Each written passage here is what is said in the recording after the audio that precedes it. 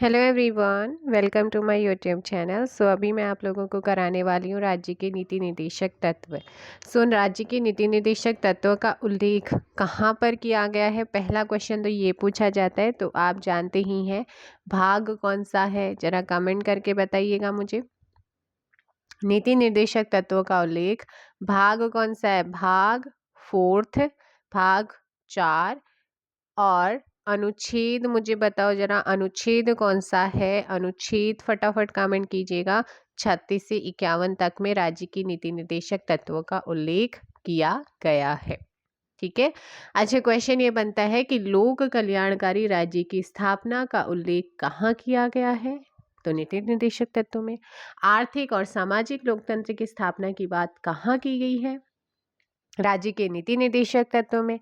गांधीवादी, समाजवादी, उदारवादी ये विचारधाराओं का उल्लेख कहाँ किया गया है? तो वो भी नीति निर्देशक तत्वों में ही किया गया है। इन चीज़ों का आप यहाँ पर ध्यान देंगी क्योंकि ये क्वेश्चन आपके जो 3 मैंने बोले हैं ये एग्जाम में आते हैं।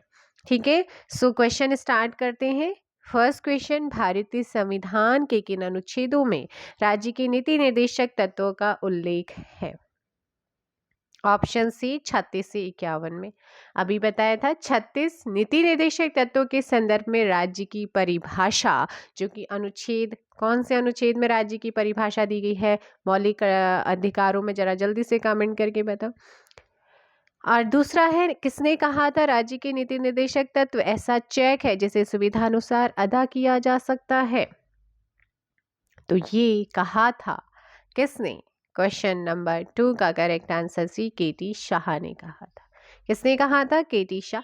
अच्छा, क्या नीति निर्देशक सिद्धांत वाद योग्य है? नहीं है। ठीक है। नेक्स्ट क्वेश्चन, आप लोगों का निम्नलिखित में से कौन सा नीति निर्देशक तत्व है? देखो, समान नागरिक संहिता, प्रेस की स्वतंत्रता, विधि के समक्ष समानता या धर्म की स्वतंत्रता। करेक्ट आंसर समान नागरिक संहिता। क्या है? समान नागरिक संहिता आप लोगों को ध्यान रखना है, ये हमारा नीति निर्देशक तत्व के अंतर्गत आता है। नेक्स्ट, नीति निर्देशक सिद्धांत है। बताइए, नीति निर्देशक सिद्धांत क्या है? क्या ये वाद योग्य है, अवाद योग्य है, मौलिक अधिकार है या उपरोक्त में से कोई नहीं? ऑप्शन ए अवाद योग्य है। मतलब इनके खिलाफ हम न्यायालय में नहीं जाते हैं। ऑप्शन ए, निम्नलिखित में से किसी साधारण बहुमत द्वारा संशोधित किया जा सकता है? देखो, राज्य के नीति निर्देशक तत्वों को भी, संसद को चलाने के नियम, नए राज्य गठन, तो इन्हें all of these. Option D. कार्य करने के अधिकार को राज्य के नीति निर्देशक तत्वों में निम्नलिखित में से किस अनुच्छेद के अंतर्गत रखा गया है? तो ये अनुच्छेद हो जाएगा 41। ठीक है। कुछ दशाओं में काम, शिक्षा और लोक सहायता पाने का अधिकार अनुच्छेद 41 में है। अनुच्छेद 46 में क्या है फिर? SC ST जो दुर्बल वर्ग है ना, इन वर्गों के शैक्षिक और आर्थिक हितों की अभिवृद्धि का उल्लेख 46 में किया गया है। तो ऑप्शन सी। नेक्स्ट क्वेश्चन, संविधान का कौन सा भाग राज्य के नीति निर्देशक सिद्धांतों से संबंधित है? कौन सा भाग राज्य के नीति निर्देशक सिद्धांतों से संबंधित है? 7 का आंसर दीजिएगा। 7 का ऑप्शन हो जाएगा यहाँ पर बी, भाग 4। संविधान का कौन सा अंश भारत के नागरिकों को आर्थिक न्याय प्रदान करने का संकेत देता है? वेरी इंपॉर्टेंट, आर्थिक न्याय अभी बताया था राज्य की नीति निर्देशक, आर्थिक और सामाजिक। ठीक है। नेक्स्ट है, भारत के संविधान में अंतर्राष्ट्रीय शांति सुरक्षा को प्रोत्साहन देना किस भाग में सन्निहित है? तो वो है राज्य के नीति निर्देशक तत्व। और अंतर्राष्ट्रीय शांति और सुरक्षा कौन से आर्टिकल में है? तो आर्टिकल है 51। ठीक है। नेक्स्ट है, भारतीय संविधान के किस भाग में न्यायपालिका तथा कार्यपालिका को पृथक करने का प्रावधान है? इनको अलग करने का प्रावधान है। ये दोनों ही क्वेश्चन अभी आर्टिकल 51 एंड आर्टिकल 50 जो है ना, दोनों ही बहुत ज़्यादा इम्पोर्टेंट है और अक्सर एग्जाम में ये पूछे जाते हैं। 50 में आपका ऑप्शन देखो भाई, ये भी राज्य के नीति निर्देशक तत्व है, अनुच्छेद है आपका 50वां। 51 में अंतर्राष्ट्रीय शांति सुरक्षा की अभिवृद्धि की बात की गई है। और वहीं 50 में कार्यपालिका से न्यायपालिका का पृथक्करण का सिद्धांत दिया गया है। नेक्स्ट है, किस निर्देशक सिद्धांत पर गांधी जी के नैतिक दर्शन का प्रत्यक्ष प्रभाव है? So question number 11 and correct answer option C, गो वध पर निषेध। गो वध पर निषेध, गाय, बछड़ों और अन्य दुधारू पशुओं के वध पर प्रतिबंध और उनकी नस्लों में सुधार के जो प्रयास हैं वो है आर्टिकल 48 में, अनुच्छेद 48, इसका ध्यान रखेंगे। नेक्स्ट क्वेश्चन आप लोगों का है, राज्य के नीति निर्देशक सिद्धांत संविधान की अंतरात्मा है जो संविधान दर्शन को मूर्त रूप देते हैं, ये किसने कहा है? तो ये ग्रैनविले ऑस्टिन ने कहा था। Option A. नेक्स्ट क्वेश्चन, किस नीति निर्देशक सिद्धांत को प्रायः समाजवादी माना जाता है? समाजवादी आर्थिक लोकतंत्र की जो स्थापना करता है तो वो कौन सा है?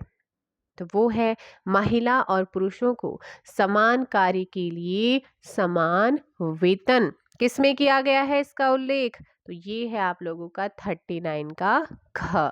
39 का घ। देखो 39 के क में निशुल्क विधिक सहायता उपलब्ध कराना है। 39 के ख में समुदाय के भौतिक संसाधनों का स्वामित्व व नियंत्रण इस प्रकार है कि जिससे सामूहिक हितों की सर्वोत्तम रूप में प्राप्ति हो। 39 घ पुरुषों व स्त्रियों दोनों को समान कार्य। और 39 का जो डी है, जो ण पार्ट है, वो क्या कहता है? पुरुष और स्त्री कर्मकारों के स्वास्थ्य और शक्ति तथा बालकों की सुकुमार अवस्था का दुरुपयोग ना हो, इसकी वो बात करता है।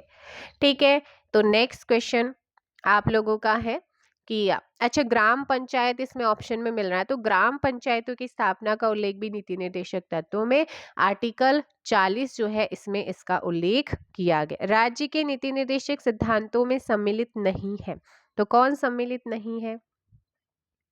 सो वो है आपका ऑप्शन डी, सूचना का अधिकार, ये मौलिक अधिकार के अंतर्गत आता है। ठीक है, ये चीज आप लोगों ने यहाँ पर ध्यान रखनी है।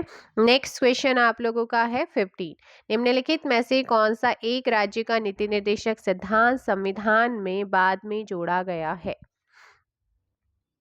तो वो है निशुल्क विधिक सहायता या विधिक सलाह। ठीक है, 39 का में इसे जोड़ा गया है। राज्य के नीति निर्देशक सिद्धांत किस प्रकार मौलिक अधिकारों से भिन्न है? 16 का आंसर देंगे आप लोग। सो करेक्ट आंसर हो जाएगा सी, राज्य के नीति निर्देशक सिद्धांत न्यायालय द्वारा प्रवर्तनीय नहीं है जबकि मूल अधिकार प्रवर्तनीय है। नेक्स्ट 17, समान न्याय और निशुल्क विधिक सहायता का प्रावधान संविधान के किस अनुच्छेद में किया गया है? सो इस क्वेश्चन का आप लोग ध्यान देंगे। 17 का करेक्ट आंसर बी हो जाएगा, अनुच्छेद 39 का। ठीक है, नेक्स्ट क्वेश्चन, भारतीय संविधान के अनुच्छेदों में कौन सा अनुच्छेद राज्य सरकारों को ग्राम पंचायतों को संगठित करने का निर्देश देता है? अभी थोड़ी देर पहले बताया है, तो वो है आर्टिकल 40। क्या है? 40। ठीक है, अब आर्टिकल 48 की बात करते हैं। तो 48 में कृषि और पशुपालन में आधुनिक और वैज्ञानिक प्रणालियों का उपयोग करना है। एक 48 क भी है, और 48 क यानी कि ए में पर्यावरण का संरक्षण व संवर्धन का, वन तथा वन्य जीवों की रक्षा की बात की गई है। सो 18 का ऑप्शन क्या हो जाएगा यहाँ पर? ए होगा। राज्य के नीति निर्देशक सिद्धांतों में से किस अनुच्छेद का संबंध अंतर्राष्ट्रीय शांति और सुरक्षा के संवर्धन से है? पहले ही बताया था 51 में है इसका। और नेक्स्ट अनुच्छेद 40 आपका ग्राम पंचायतों के गठन से रिलेटेड है। और 48 की हम बात करते हैं तो अभी बताया था जस्ट।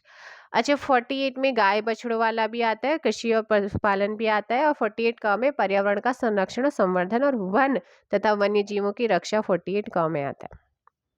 राज्य के नीति निर्देशक सिद्धांतों को भारतीय संविधान में किए जाने का उद्देश्य क्या है?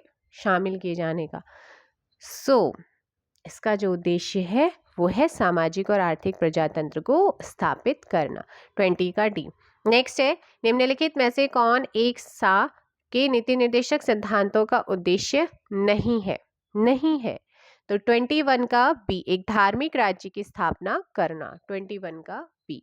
नेक्स्ट आप लोगों का है 22, नशीली दवाओं, मदिरा, ड्रग्स आदि के उपभोग पर प्रतिबंध निम्नलिखित में से किस अनुच्छेद में निर्देशित है? तो ये निर्देशित है 47 में। पोषण स्तर और जीवन स्तर, लोक स्वास्थ्य में सुधार, हानिकारक नशीले पदार्थों के उपभोग पर प्रतिबंध, ये जो 3-4 चीजें बताए। पोषण स्तर कहाँ पर सुधार की बात की गई है, आर्टिकल 47। जीवन स्तर, लोक स्वास्थ्य में सुधार, ये भी यहीं पर है। हानिकारक नशीले पदार्थों के उपभोग पर प्रतिबंध, ये भी आर्टिकल 47। तो ये ध्यान रखना, वो क्वेश्चन आपको घुमा फिरा के पूछ सकता है। ठीक है। अनुच्छेद 37 की अगर बात करते हैं तो 37 न्यायालय द्वारा प्रवर्तनीय न होना, इसका उल्लेख 37 में है। आर्टिकल 48 आप जान चुके हैं। 50 भी आपको पता है, 50 कार्यपालिका से न्यायपालिका का पृथक्करण। नेक्स्ट आप लोगों का, राज्य के नीति निर्देशक तत्वों के विषय में निम्नलिखित कथनों पर विचार करना है और उपयुक्त में से सही कथन कौन सा है या है उनके बारे में बताना है। ये तत्व देश के सामाजिक आर्थिक लोकतंत्र की व्याख्या करते हैं। इन तत्वों में अंतर्विष उपबंध किसी न्यायालय द्वारा प्रवर्तनीय नहीं है। तो बताओ कौन से कूट यहाँ पर सही है। 1 और 2 और ऑप्शन सी हो जाएगा। नेक्स्ट, निम्नलिखित में से कौन संविधान के 42वें संविधान संशोधन द्वारा नीति निर्देशक तत्वों में नहीं जोड़ा गया। सो इसका सही आंसर क्या हो जाएगा, फटाफट कमेंट दीजिएगा। क्वेश्चन नंबर 24 एंड 24 का जो सही आंसर होगा वो हो जाएगा सी, समान नागरिक संहिता नहीं जोड़ा गया है। शोषण से बच्चों एवं वयस्कों की सुरक्षा, ये भी जोड़ा गया है। समान न्याय, निःशुल्क कानूनी सहायता, ये भी जोड़ा गया। उद्योगों के प्रबंधन में श्रमिकों की भागीदारी ऑप्शन सी को यहाँ पर नहीं जोड़ा गया।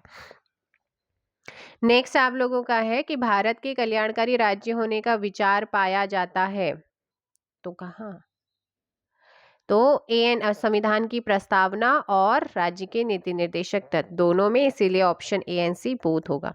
भारत के संविधान के अनुसार निम्नलिखित में से कौन सा भाग देश के शासन का आधार है। देश के शासन का आधार है, बेस है। सो यहाँ पर ध्यान रखना है, राज्य के नीति निर्देशक तत्व, यहाँ पर सही आंसर होगा सी। नेक्स्ट, भारत में निम्नलिखित में से किस भाग में ग्राम पंचायतों की संगठन संबंधी प्रावधान किया गया है। तो वो है आप लोगों का ऑप्शन सी, राज्य की नीति निर्देशक तत्व। एक बार मैं फिर आप लोगों को रिकॉल करा देती हूँ नीति निर्देशक तत्व। आर्टिकल 36 नीति निर्देशक तत्वों के संदर्भ में राज्य की परिभाषा देता है। अनुच्छेद 37 क्या कहता है, न्यायालय द्वारा प्रवर्तनीय न होना। 38 में लोक कल्याण की अभिवृद्धि के लिए सामाजिक व्यवस्था बनाना, ये 38 में है। एक 38(2) भी है जहां पर आय की असमानताओं को कम करने का प्रयास की बात की गई है। 39 का निःशुल्क विधिक सहायता का उपबंध। अनुच्छेद 39 का आप जानते हैं भौतिक जो संसाधन है उनको इस प्रकार से बांटा जाए कि वो आपका लास्ट से जो लास्ट यानी कि गरीब से जो गरीब है उसको भी वो डिस्ट्रीब्यूट हो सके, मिल सके। 39 घ में पुरुष और स्त्री कर्मकारों के स्वास्थ्य और शक्ति तथा बालकों की सुकुमार अवस्था का दुरुपयोग ना हो, इसका उपबंध किया गया। लेकिन उससे पहले 39 घ आता है जहां पर पुरुष और स्त्री दोनों को समान कार्य के लिए समान वेतन, ये बहुत पूछा जाता है। 40 में ग्राम पंचायतों का गठन। 41 का कुछ दशाओं में काम, शिक्षा, लोक सहायता पाने का अधिकार की बात करता है। 42 की बात करें तो काम की न्याय संगत और मानवोचित दशाओं और प्रसूति सहायता उपलब्ध कराना है। और अनुच्छेद अगर 43 की बात करो 43 की, तो वहां पर कर्मकारों के लिए निर्वाह मजदूरी आदि की बात की गई है। और वहीं अगर मैं बात करूं अनुच्छेद 43 का उद्योगों के प्रबंधन में कर्मकारों का भाग लेना, इसका उल्लेख किया गया है। इसके अलावा अगर मैं बात करूं 43 ख, तो ख में सहकारी जो समितियां हैं, सहकारी समितियों के स्वैच्छिक गठन, स्वायत्त संचालन, लोकतांत्रिक नियंत्रण और व्यावसायिक प्रबंधन को बढ़ावा देने की बात की गई है। और 44 में जानते ही हैं सभी नागरिकों के लिए एक समान नागरिक संहिता की बात की गई है। अभी तक जो केवल गोवा में है, अभी उत्तराखंड भी इसे लागू करने जा रहा है। जब कर देगा तब एक क्वेश्चन बन जाएगा। अब वेरी इंपॉर्टेंट 45, जहां पर 6 वर्ष से कम आयु के बच्चों के लिए निःशुल्क व अनिवार्य शिक्षा का प्रावधान है।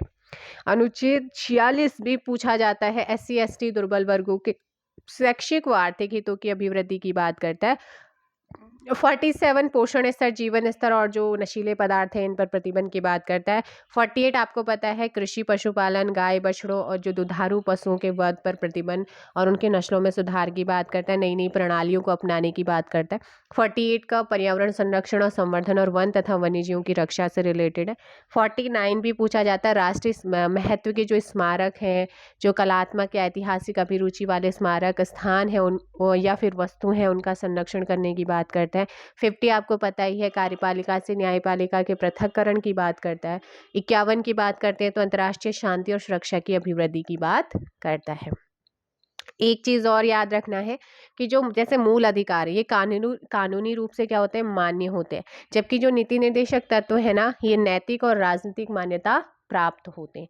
तो याद रखना। अच्छा, ये पूछा जाती है गांधीवादी, समाजवादी, उदारवादी विचारधारा जो है वो कहाँ पर देखने को मिलती है, क्वेश्चन को चेंज कर सकता है लैंग्वेज, तो आप ध्यान रखेंगे वो आपको मिलती है नीति निर्देशक तत्व में। ठीक है। आर्थिक और सामाजिक लोकतंत्र की स्थापना की बात कहाँ पर की जाती है, राज्य के नीति निर्देशक तत्व में। लोक कल्याणकारी राज्य की स्थापना की बात भी कहाँ होती है, नीति निर्देशक तत्वों में ही होती है। ठीक, तो ये भाई आपको याद है। अच्छा, भारतीय संविधान में कहाँ पर पंचायती राज प्रणाली की व्यवस्था की गई है? अगर आप ग्राम पंचायत की बात करें तो वहीं से रिलेट करते हुए तो पंचायती राज प्रणाली कहीं ना कहीं नीति निर्देशक तत्वों में ही इसका उल्लेख किया गया है। ठीक है, तो ये चीज़ आप लोग ध्यान रखेंगे।